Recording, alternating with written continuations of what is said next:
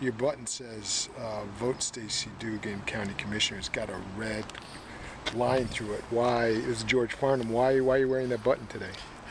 Stacy Durgan has turned against the animal rights movement, which is totally different from what she campaigned on, and has always said she's in favor of animal rights, and she's consistently voted against it.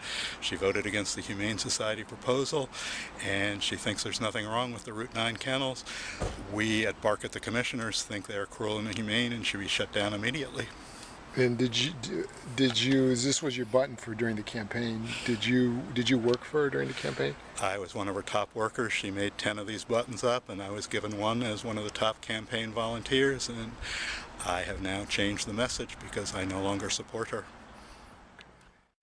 Stacy totally changed her position. She campaigned and originally said she was in favor of animal rights. She said she was a supporter of the Humane Society and used to come to our dinners, and she turned 180% against us, not only repeatedly voting against the Humane Society funding, but now taking a militantly anti-animal rights position and stating that the kennels at Route 9 are completely safe and not inhumane, and our view is that they are cruel and inhumane and should be shut down immediately.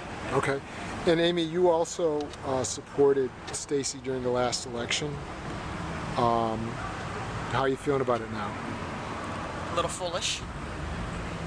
She ran on open government. That was her basic platform, and I feel that the fact that the animal control kennels are locked down and not available to the citizens, that is not open government. Okay, now, if in fact you're saying that the kennels on Route 9 should be shut down, what's the alternative if they are? Let's say the commission votes to shut them down. There's a space for 8 dogs there, 8 cages. Let's say the commission votes to shut it down. What's going to happen?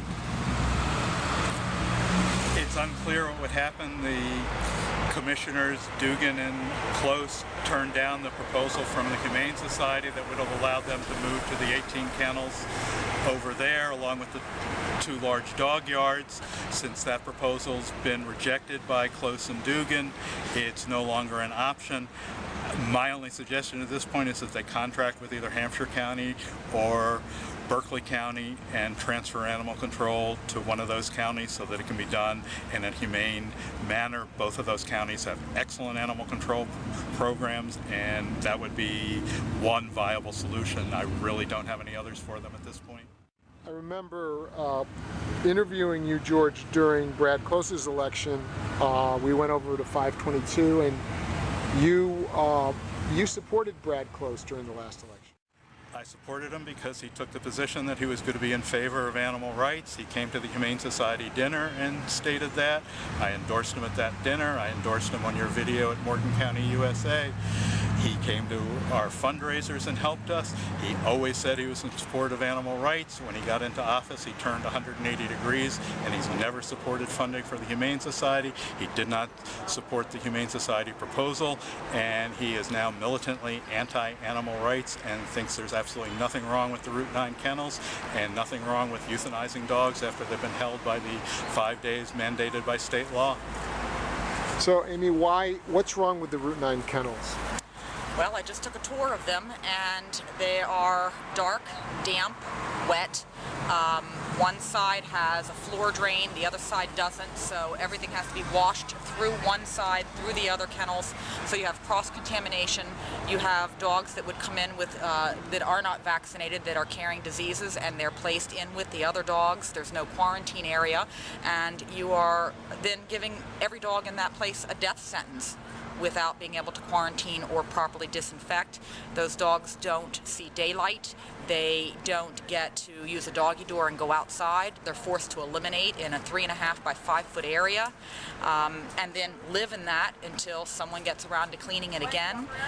No offense to the animal control officer who is overtasked with what they have to do in this county.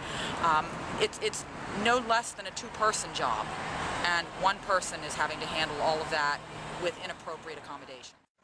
You've started a group called Bark at the Commissioners.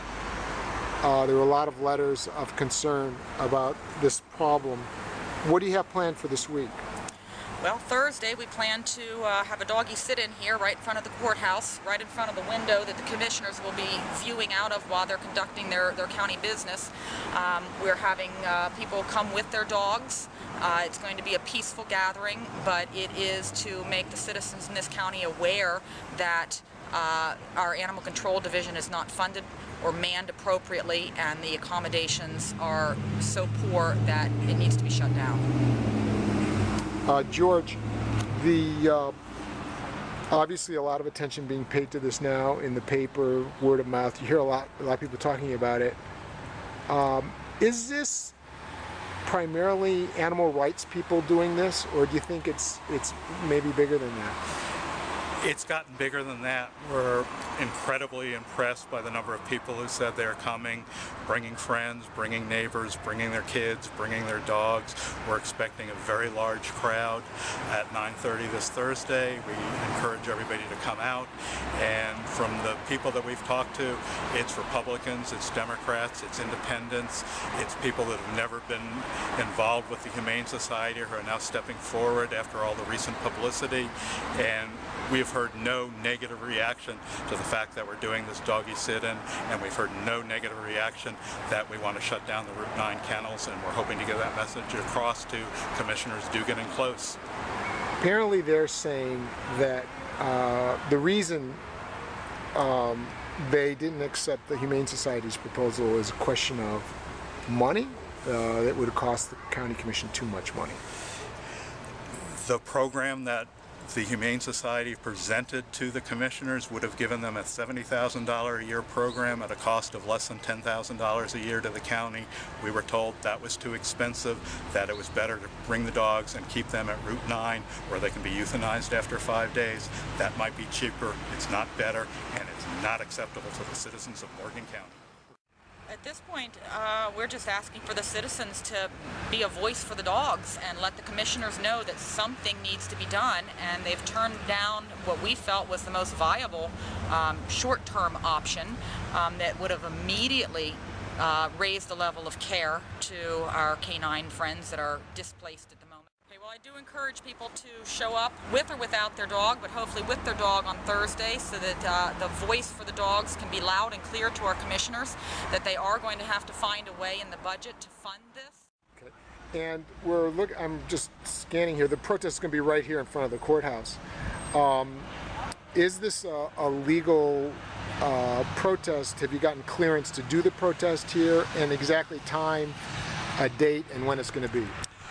The doggy sit-in will be Thursday, April 5th at 9:30. It will last less than an hour, and we've been in contact with Sheriff Finch Shambo, and he has absolutely no objections to us being out here and doing a doggy sit-in as long as we don't block traffic or the entrances to the courthouse, and we have no plans to do it.